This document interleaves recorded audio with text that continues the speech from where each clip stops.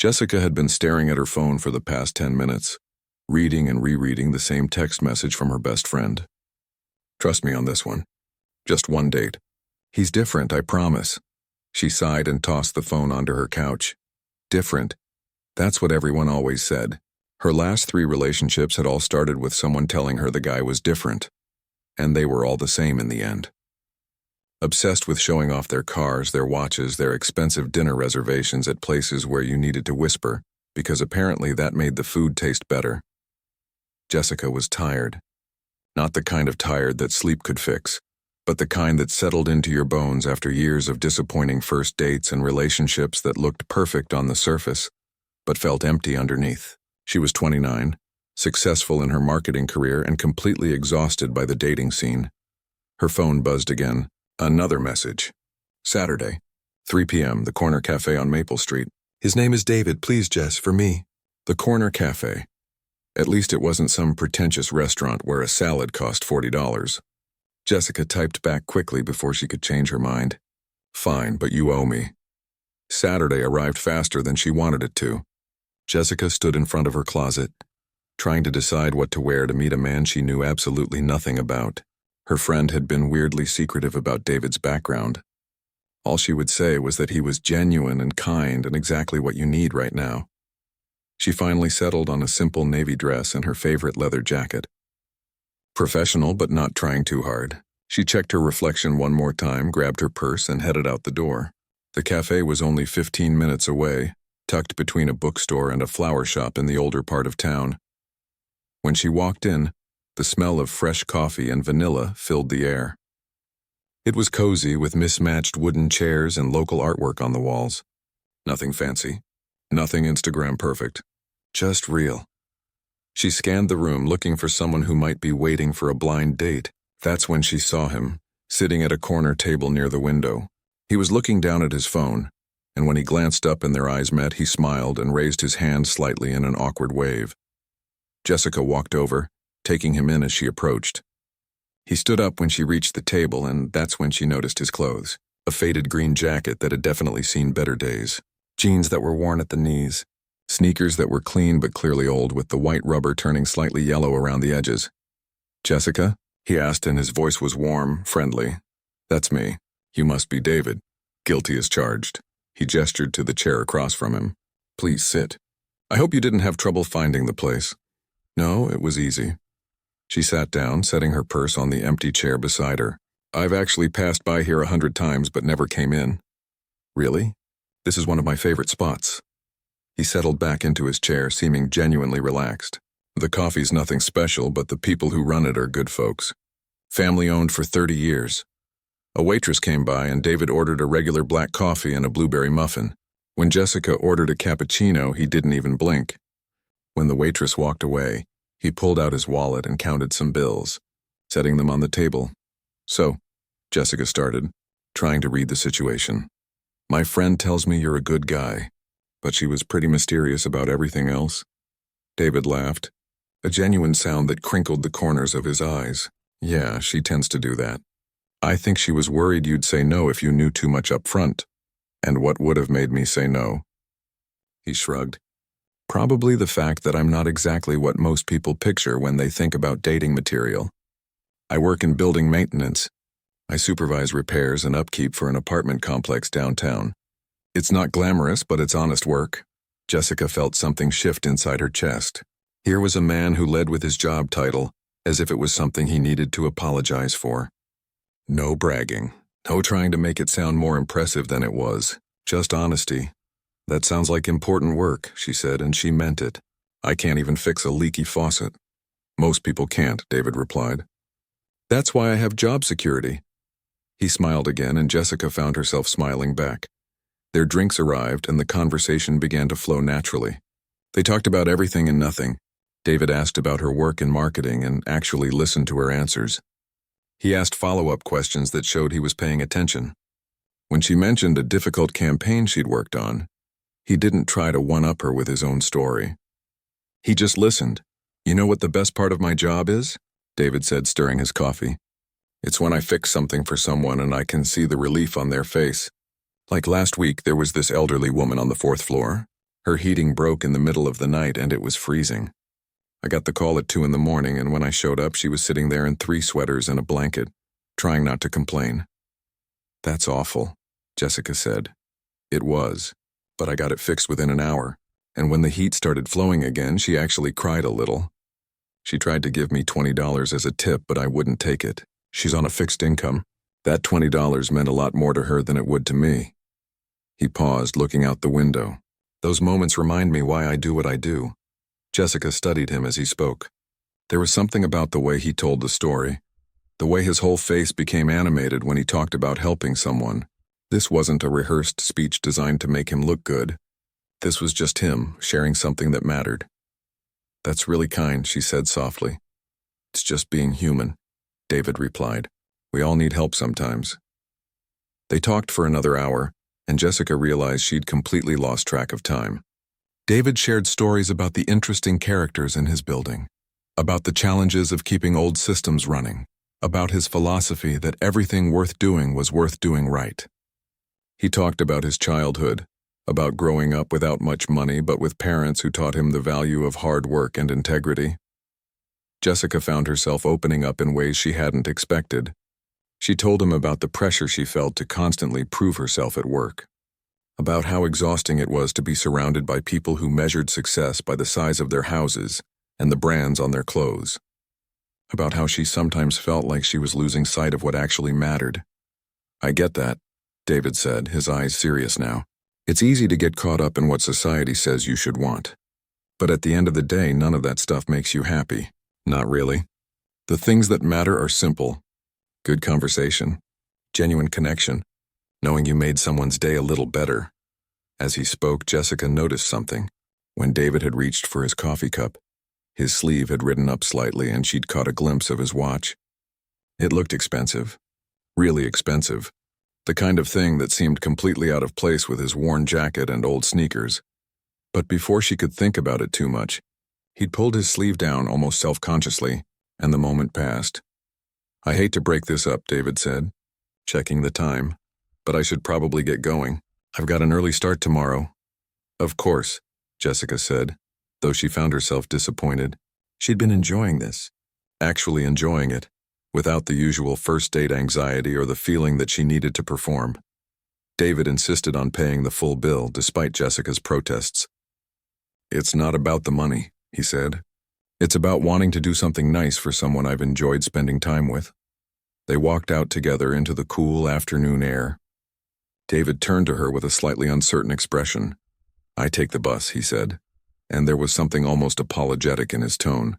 "I know that probably sounds weird, but I find it's more practical than keeping a car in the city. Parking's a nightmare, and honestly, the environment could use all the help it can get." "I think that's actually really smart," Jessica said, and she meant it. "Can I walk you somewhere?" "Your car? I'm just 2 blocks that way," she pointed. "I'm fine." They stood there for a moment, an awkward pause that somehow wasn't uncomfortable. "I'd really like to see you again," David said. "If you're interested." Jessica surprised herself by answering immediately. "I'd like that too." His face broke into a genuine smile, the kind that reached his eyes. "Great, can I text you? Maybe we could do something next weekend?" "Sounds perfect."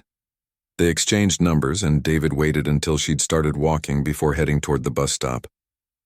Jessica glanced back once and saw him standing there, hands in his pockets, looking oddly content.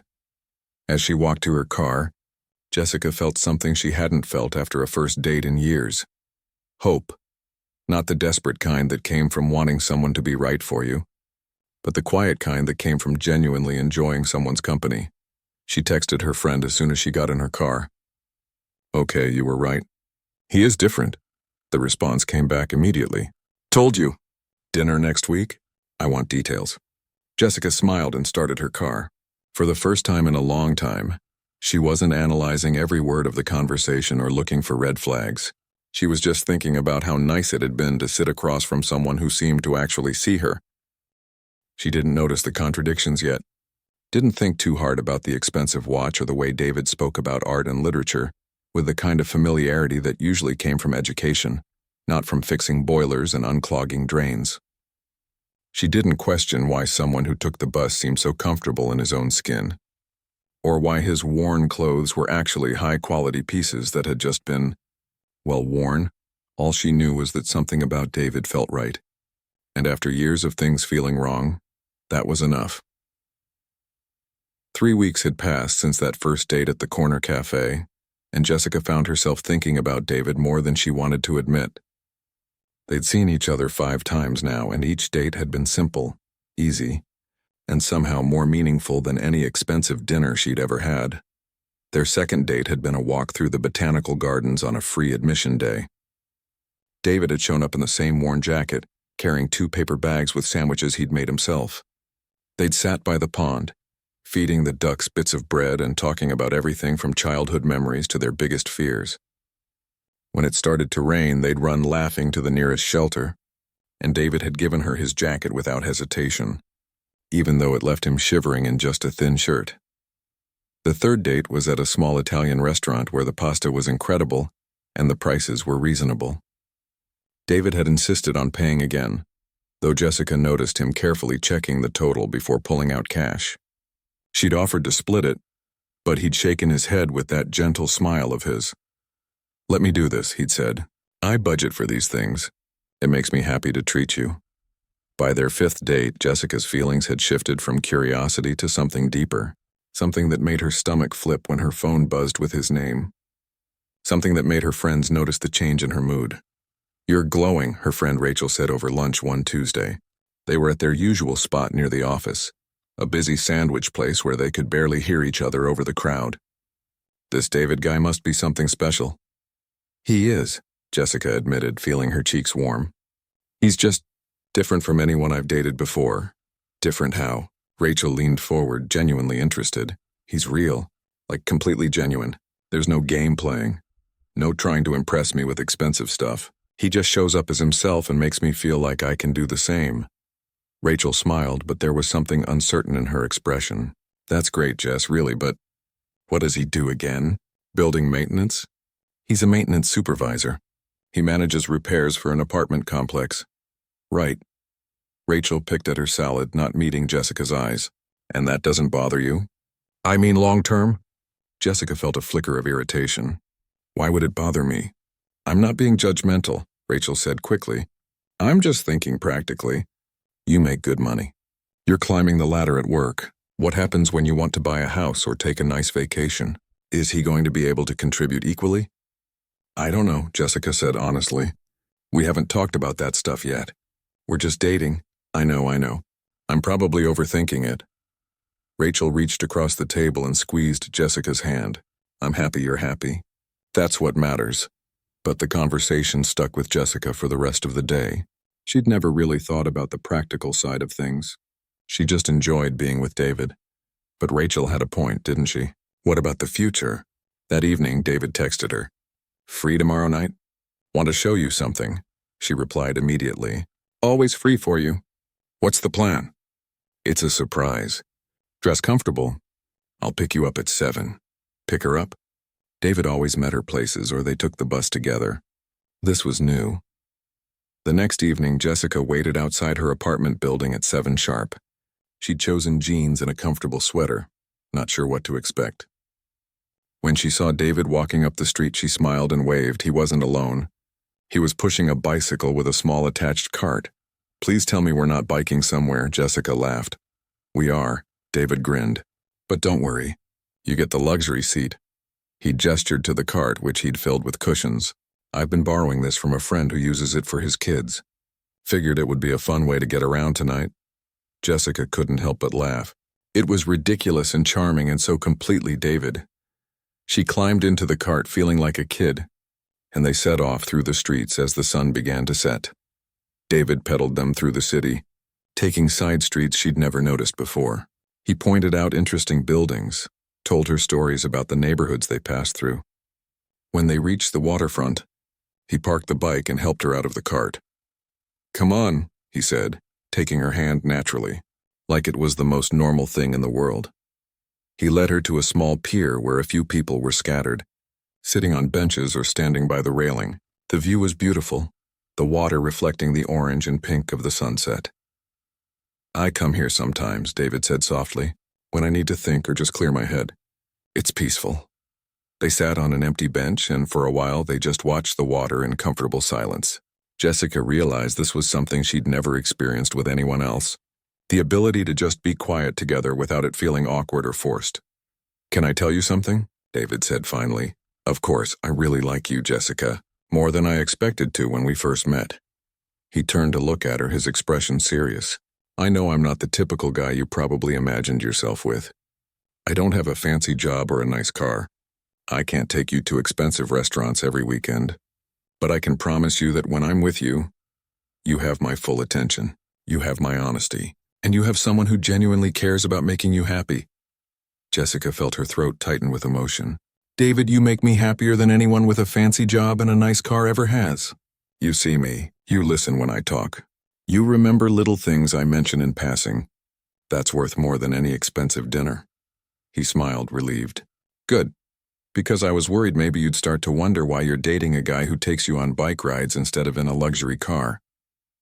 "I prefer the bike," she said, and meant it. They stayed until the stars started to appear. Then David biked them back to her apartment. When they said goodbye, he kissed her for the first time, gentle and sweet, and Jessica felt like her heart might burst. Over the next 2 weeks, their relationship deepened. They fell into an easy rhythm, seeing each other several times a week. David would finish his maintenance work and meet her after her office hours. Sometimes they'd grab cheap takeout and eat it in the park. Other times they'd go to free concerts or art gallery openings. It was at one of these gallery openings that Jessica noticed something odd. They were looking at a series of paintings, abstract pieces that Jessica didn't particularly understand. She'd made a comment about not really getting modern art, and David had smiled. "The thing about abstract expressionism," he'd said, gesturing to the painting, "is that it's not really about getting it intellectually. Look at how the artist uses color here, the way the red bleeds into the blue. It creates this sense of tension, of conflict. And then this yellow stroke here, it's like a moment of hope breaking through." Jessica had stared at him. "How do you know so much about art?" David had looked almost embarrassed. "Oh, I read a lot. And I come to these things whenever I can. Free education, right?" It made sense, but something about it felt off. The way he'd spoken with such confidence and knowledge, it seemed like more than just casual reading. But Jessica had pushed the thought aside. Another time, her laptop had crashed right before a big presentation. She'd been panicking, near tears, when David had calmly taken the computer and started working on it. His fingers had moved across the keyboard with the speed and certainty of someone who did this professionally. "How do you know how to do this?" she'd asked, watching him navigate through system files and recovery options she didn't even know existed. "You pick things up when you work in building maintenance," he'd said, not looking up from the screen. "I'm constantly fixing stuff. Computers, heating systems, electrical problems. It's all just problem solving." He'd recovered her presentation within 20 minutes, and Jessica had been so grateful and relieved that she hadn't questioned it further. But the little inconsistencies were starting to add up. The expensive watch he wore sometimes, the way he knew about wine when they'd been at a restaurant, the time she'd mentioned a book and he'd not only read it, but could discuss the author's other works and their place in contemporary literature. One Saturday, Jessica invited David to meet some of her friends. They met at a casual bar, nothing fancy, just drinks and appetizers. Her friend Rachel was there, along with 2 colleagues from work, Kevin and Linda. The evening started well enough. David was his usual charming self, asking questions, listening attentively, making everyone laugh with his stories about mishaps in his building. But Jessica could feel the judgment in the air, especially from Linda. "So, David," Linda said, swirling her wine, "what are your long-term career goals? Do you want to eventually manage multiple buildings or maybe start your own maintenance company?" David had smiled pleasantly. "I'm actually pretty happy where I am. The work is meaningful and I get to help people every day. That's enough for me." "That's nice," Linda had said, in a tone that clearly meant she thought it wasn't nice at all. "But don't you want more?" "More money, more prestige." "I want to be happy," David had replied simply. "Money and prestige don't guarantee that." Later, when David had excused himself to use the restroom, Linda had leaned toward Jessica. "He seems nice, but are you sure about this? I mean, he's not exactly ambitious, is he?" "He's ambitious about being a good person. Jessica had said more sharply than she intended. Not everyone measures success by their salary. I'm just saying, Linda continued, you're going places in your career. You need someone who can keep up with you, not hold you back. Rachel had jumped in then, trying to smooth things over, but the damage was done. When David came back, Jessica had been quiet, lost in her own thoughts. On the walk home, David had finally asked, "Did I do something wrong tonight?" "No," Jessica said quickly. "No, you were perfect. My friends, they can be judgmental sometimes. They're worried about you," David said. "That's what good friends do. They want to make sure you're with someone who can give you the life you deserve." "And what life do I deserve?" David stopped walking and turned to face her. "One where you're valued, where you're respected, where someone makes you laugh and supports your dreams and shows up when you need them. Whether that someone has money or not shouldn't matter, but I understand if it does matter to you. I wouldn't blame you." Jessica felt tears prick her eyes. "It doesn't matter to me. I wish you could see what I see when I look at you. I see someone who's kind and thoughtful and genuine. Someone who makes me want to be a better person. That's worth everything." David had pulled her into a hug then, holding her tight. "You make me want to be better too," he'd whispered. But as Jessica lay in bed that night, she couldn't stop thinking about everything. The questions her friends had raised. The little things about David that didn't quite add up. The way he seemed to have knowledge and skills that went beyond what she'd expect from a maintenance supervisor. Who exactly was David? And why did she have this nagging feeling that there was more to his story than he was telling her? She picked up her phone and almost typed his name into a search engine. Her finger hovered over the search button, but then she stopped. Did she really want to go digging into his life? Wasn't part of what made their relationship special the fact that they were getting to know each other naturally, without the internet telling her who he was supposed to be? She put the phone down and closed her eyes. Whatever David's story was, she'd rather hear it from him, when he was ready to tell her, if he ever was. What Jessica didn't know was that 3 blocks away, David was lying awake too, staring at his ceiling in the modest apartment he kept in the building he supposedly just maintained. An apartment that was actually the penthouse of a building he owned, one of 47 buildings across the city that belonged to him. He thought about Jessica's face when her friend had questioned his ambitions, the way she'd defended him, the way she saw him as just David, not as the CEO of Park Industries, not as the millionaire who'd been on the cover of business magazines, not as the eligible bachelor that socialites threw themselves at during charity galas. He'd started this as a test, a way to find someone who could love him for who he was, not what he had, but it had become so much more than that. He was falling for Jessica, really falling, and every day that passed made it harder to imagine telling her the truth, because what would happen when she found out? Would she understand why he'd hidden his identity, or would she feel betrayed, lied to, manipulated? David rolled over and looked at the clock. 2 a.m.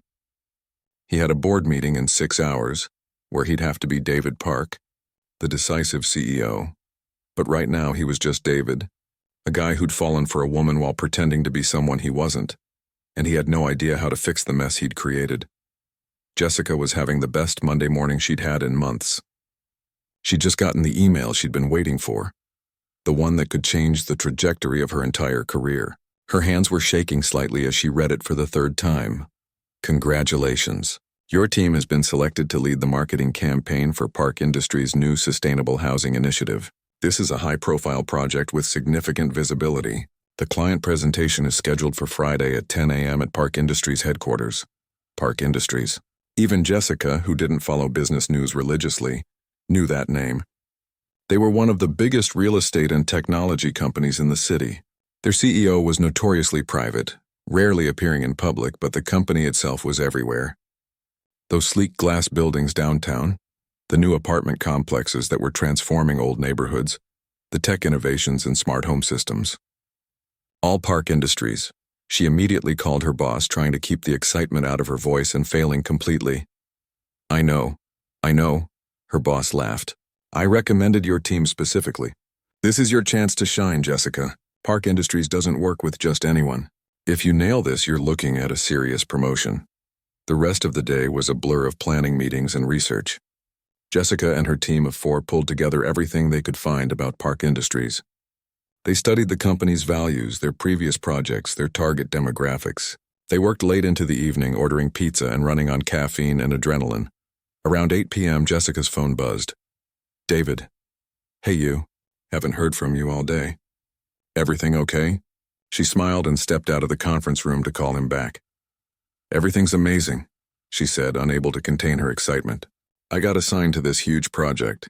It's the biggest thing I've ever worked on. That's incredible. Tell me about it. It's for Park Industries. You know, the big real estate company? We're creating the entire marketing campaign for their new sustainable housing project. The presentation is Friday, and I'm so nervous I could throw up, but also so excited I can barely think straight. There was a pause on the other end. Just a beat too long. David? You there? Yeah, sorry. That's really great, Jess.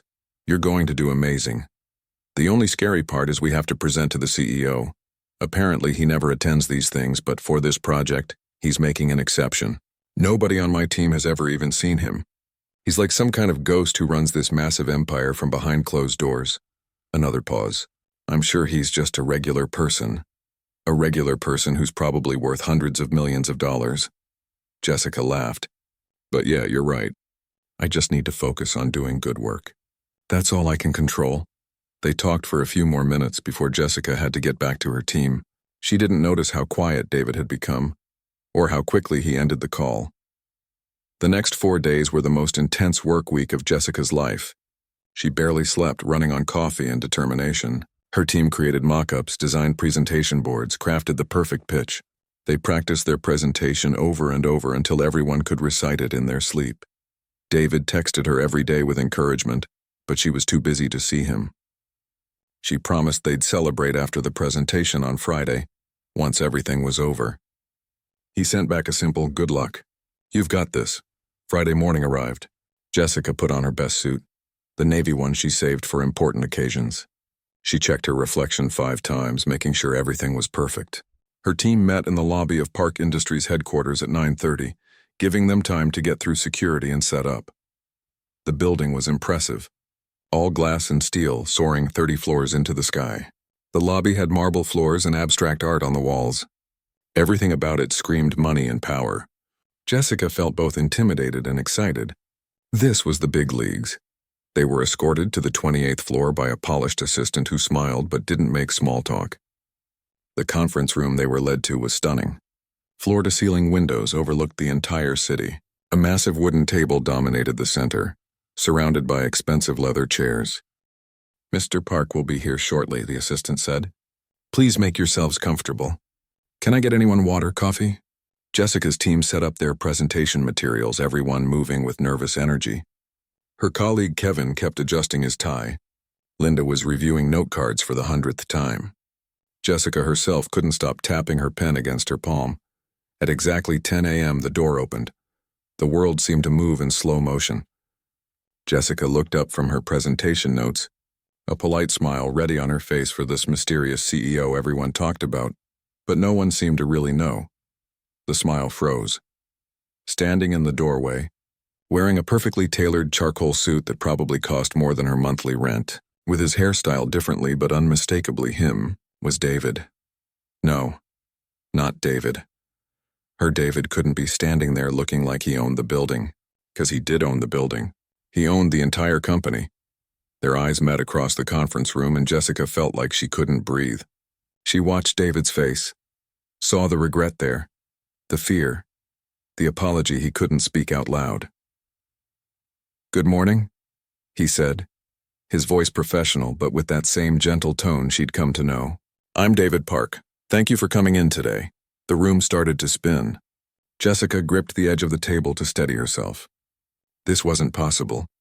This couldn't be real. David, her David, who rode bikes and took the bus and counted out bills at coffee shops, was David Park. The David Park. CEO of a multi-million-dollar empire. Everything from the past 2 months flashed through her mind in an instant. Every date, every conversation, every time he'd pretended to be struggling financially, every moment she'd defended him to her friends, said money didn't matter, believed she was dating someone humble and simple. It had all been a lie. "Ms. Chen?" She heard her boss's voice, distant and concerned. Are you all right? You look pale. Jessica realized everyone was staring at her. Her team, her boss, the other executives in the room, and David, whose expression was breaking her heart even as rage built in her chest. I'm fine, she managed to say. Just need some water. One of the assistants rushed to pour her a glass. Jessica drank it, buying herself time to think, to process, to figure out how to survive the next hour without screaming or crying or both. Should we begin? David asked, and there was a question in his eyes when he looked at her. A plea, maybe, but Jessica couldn't read him anymore. She didn't know who he was. Had she ever? Her boss, oblivious to the tension, launched into the opening remarks. Then Kevin took over with the market analysis. Jessica stood there, her part of the presentation coming up next, wondering how she was going to speak when her throat felt like it was closing up. But she was a professional. She'd worked too hard to let this derail everything, so when Kevin finished and looked at her expectantly, she stepped forward. Her voice came out steady, strong even. She talked about brand positioning, about reaching younger demographics interested in sustainability, about social media strategies and influencer partnerships. She showed the mock-ups her team had created, explained the timeline, discussed budget allocations, and through it all she avoided looking directly at David. But she could feel his eyes on her, could sense him leaning forward slightly when she spoke, as if he was hungry for every word. Once, when she made a particularly good point about community engagement, she heard him murmur "excellent" under his breath. The presentation lasted 45 minutes. When it was over, there was a moment of silence before the room erupted in approving nods and murmured compliments. "This is impressive work," one of the executives said. "Really top-notch." "I agree," David said, and his voice carried weight that made everyone else quiet. "This is exactly the kind of innovative thinking we need. Ms. Chen, your analysis of our target market was particularly insightful." Jessica forced herself to meet his eyes. "Thank you, Mr. Park." The formality of it seemed to hurt him. She was glad. "I'd like to move forward with this proposal," David continued, addressing the room now. "Let's have contracts drawn up by early next week." He turned to Jessica's boss. "Your team has done exceptional work." There were handshakes all around. Jessica's boss was beaming. Her teammates were barely containing their excitement. They'd done it. They'd landed the biggest client of their careers. But Jessica felt numb. As everyone started gathering their things, David caught her eye and gave the slightest nod toward the door. She understood. He wanted to talk to her privately. Part of her wanted to walk right past him and never look back. But another part, the part that had spent 2 months falling for who she thought he was, needed answers. "I'm going to use the restroom," she told her team. "I'll meet you downstairs." She waited until everyone had filed out, chattering excitedly about the successful presentation. Then it was just her and David in that massive conference room, the city sprawling below them through the windows. "Jessica," he started, taking a step toward her. She held up her hand. Don't. I need to explain." "Explain what?" "How you lied to me for 2 months. How you pretended to be someone you're not. How you let me talk about money not mattering and defending you to my friends while you sat there knowing you're worth more money than I'll see in my entire lifetime." "It wasn't like that," David said, and she could hear the desperation in his voice. "Please, just let me explain." "Fine." Jessica crossed her arms. "Explain. I'd love to hear how this makes sense." David ran a hand through his hair, messing up the perfect styling. It was such a familiar gesture that it made Jessica's chest ache. 2 years ago, my father died and left me this company," he began. "I'd been working here for years, worked my way up, but suddenly I was the CEO of everything. And with that came attention I never wanted. People who wanted to be with me for what I had, not who I was. So you decided to pretend to be poor. I decided to see if anyone could care about me as just me. Not as David Park, the CEO. Just as David, a guy who likes long walks and bad coffee and helping people. By lying to them." Yes. He didn't try to defend it. By lying. "And at first it was just supposed to be one date. I was going to tell you the truth after that. But then I met you and you were so real, so genuine. You didn't care that I took the bus or wore old clothes or couldn't take you to fancy restaurants. You liked me for me, but that wasn't you." Jessica's voice rose despite her efforts to stay calm. "That was a character you created. I don't even know who you really are." "Yes, you do." David took another step closer. Everything I told you was real. My values, my beliefs, the things I care about. The only thing I lied about was my job and my money. Everything else was true, the only thing. Jessica laughed bitterly. David, that's not a small thing. That's fundamental. You watched me struggle with what my friends said about your lack of ambition. You let me feel guilty for caring about you despite thinking you didn't have much money. You made me question my own values. I know. His voice cracked. I know, and I'm sorry. I'm so sorry, Jessica. I never meant to hurt you. But you did. She felt tears building but refused to let them fall. Not here, not now. You made me fall for someone who doesn't exist. He does exist. I'm right here. No. Jessica shook her head. The man I fell for was honest. He valued authenticity above everything else. He told me that genuine connection was all that mattered. But you can't have genuine connection built on lies, can you? David looked like she'd physically struck him. What are we going to do? We? Jessica picked up her bag. There is no we. There's you.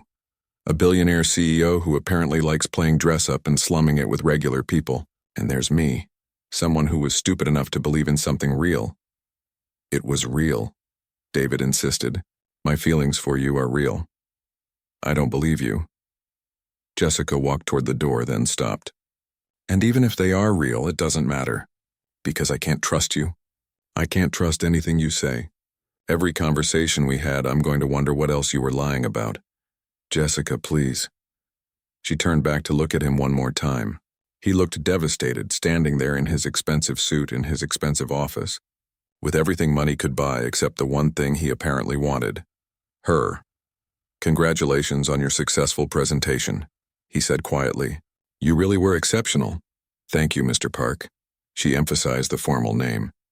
I hope you enjoy your sustainable housing project. I'm sure it'll make you even richer.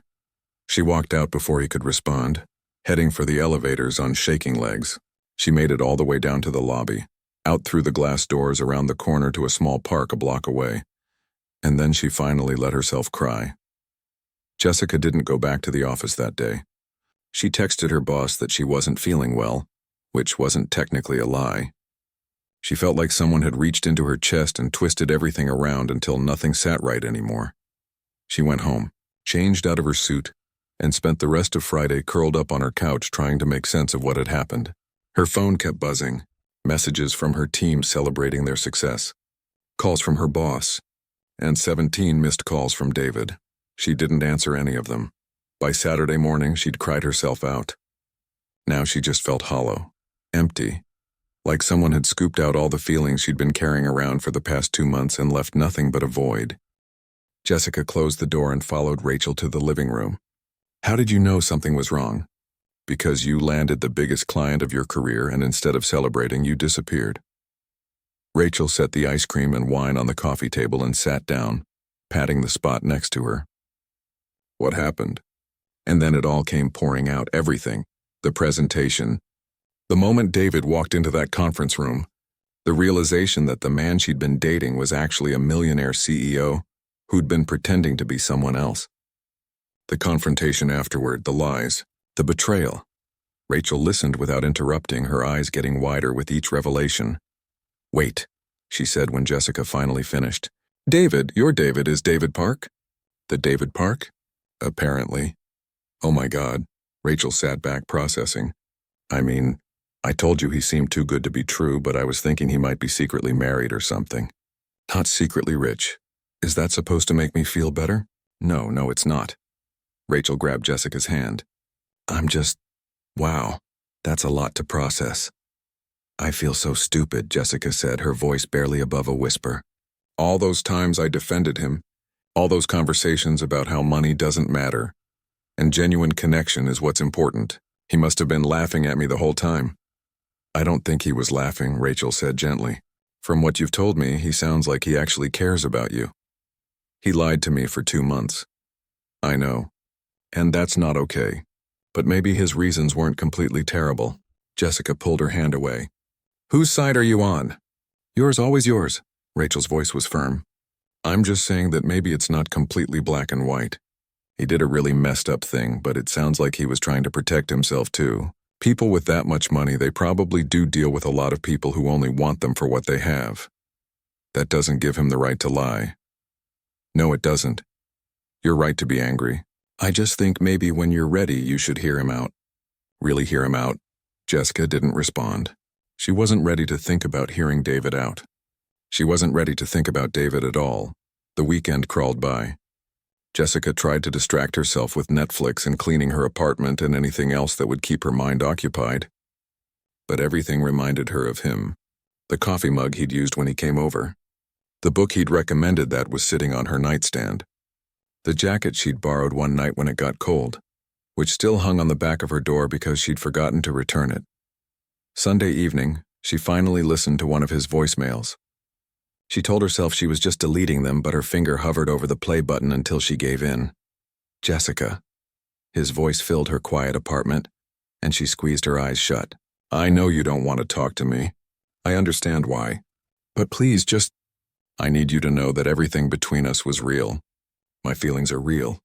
Yes, I lied about my job and my money, but I never lied about caring about you, about falling for you. You're the first person in years who saw me as just me, and I was terrified of losing that. I know that's not an excuse. I know I should have told you sooner. I hope someday you can forgive me. There was a long pause, and she thought the message was over. Then his voice came back, quieter. I miss you. I miss talking to you. I miss the way you laugh at my terrible jokes. I miss everything. And I know I don't have the right to miss you because I'm the one who ruined this, but I do anyway. The message ended. Jessica sat there staring at her phone, feeling her careful walls starting to crack. Monday morning arrived too fast. Jessica dragged herself to work, putting on her professional face even though she felt like she was barely holding it together. Her team was still buzzing about the Park Industries contract. Everyone congratulated her, patted her on the back, talked about how this was going to change everything for the company. Her boss called her into his office mid-morning. Jessica, I wanted to talk to you about the Park Industries project, he said, gesturing for her to sit. Her stomach dropped. Had David said something? Was he pulling the contract because of their personal drama? Mr. Park specifically requested that you be the lead account manager, her boss continued, smiling. He was very impressed with your presentation. Said you showed exceptional understanding of the brand vision. Jessica felt sick. I'm honored, but maybe someone else would be better suited. Nonsense. This is your project. You earned it. Her boss leaned forward. Between you and me, this could lead to a promotion. Park Industries is our biggest client now, and they want to work with you specifically. That kind of client relationship is invaluable. So this was David's play. Give her the professional opportunity of a lifetime, making it impossible for her to refuse without raising questions. Force them to interact, manipulate the situation just like he'd manipulated everything else. Or maybe, a small voice in her head whispered, he's trying to make sure your career benefits from this even if your relationship doesn't. She hated that voice. I'll do my best, Jessica said, standing up. Thank you for the confidence in me. That afternoon, she received an email from David's assistant requesting a meeting to discuss project details. Wednesday at 2 p.m. at Park Industries headquarters. Jessica stared at the email for a long time before responding with a professional confirmation. The next 2 days were torture. Jessica went through the motions at work, but her mind was constantly spinning. What would she say to him? How would she act? Should she be cold and professional, or should she tell him everything she was feeling? Wednesday arrived. Jessica chose her outfit carefully, a different suit this time, telling herself it had nothing to do with wanting to look good and everything to do with professional presentation. She was lying to herself, and she knew it. The assistant met her in the lobby and escorted her to a different conference room on the 20th floor, smaller than the first one, more intimate. Jessica's nerves were screaming by the time she walked in. David was already there, standing by the window. He turned when she entered, and the look on his face made her breath catch. He looked tired, like he hadn't slept well. There were shadows under his eyes that hadn't been there before. Thank you for coming, he said formally. It's my job, Jessica replied, keeping her voice neutral. She sat down at the conference table and pulled out her laptop. Should we wait for the others? There are no others. I wanted to talk to you alone. If this is about us, it's about the project. David interrupted gently. I promise. I know you don't want to discuss anything personal, and I'll respect that. But we do need to work together on this campaign, and I want to make sure you're comfortable with that. Jessica studied him, looking for the manipulation, the angle, but he just seemed tired and sad and genuine. I'm professional enough to separate business from personal matters, she said. I know you are. I've never doubted your professionalism. David sat down, leaving 2 chairs between them. I also want you to know that I've assigned my VP of marketing to be your primary contact. You'll work directly with him for most of the project. I'll only be involved in major decision points. Trying to avoid me, trying to make this easier for you. His eyes met hers. I know being around me hurts right now. I don't want to cause you more pain than I already have. The sincerity in his voice was almost harder to take than anger would have been. Jessica looked away, focusing on her laptop screen. That's considerate. Thank you. They spent the next hour discussing the project in detail. Despite everything, Jessica found herself impressed by David's vision for the sustainable housing initiative. He wasn't just talking about building apartments and making money. He wanted to create communities, to provide affordable housing that didn't sacrifice quality, to prove that profit and social responsibility could coexist. This was the David she'd thought she knew, the one who cared about helping people. The elderly woman on the 4th floor, Jessica said suddenly, interrupting his explanation of the solar panel specifications, the one whose heating broke. That was real, wasn't it? That wasn't a made-up story. David looked surprised. Yes, that was real. That building, the one where I told you I worked, I own it. But I do volunteer there sometimes, doing actual maintenance. It keeps me grounded, reminds me what this business is actually about. So you do take the bus sometimes? I do. And I do own that worn jacket you always teased me about. I bought it in college, and I've kept it because it reminds me of who I was before all this. He gestured vaguely at the office around them. Not everything was a lie, Jessica. The person you gotta know, that was me. Just not all of me. But the important parts you hid? Yes. He didn't try to deny it. I hid the parts I was afraid would change how you saw me. And instead, you made sure I'd never be able to trust how I see you again. The words hung in the air between them. David flinched like she'd hit him, but he nodded. I know. I understand that. And I'm not asking for forgiveness or another chance. I just want you to know that what we had, what I felt, that was real. Whatever else was fake, that wasn't. Jessica closed her laptop and stood up. I should go, if we're done with the business discussion. We are. David stood too. Thank you for hearing me out.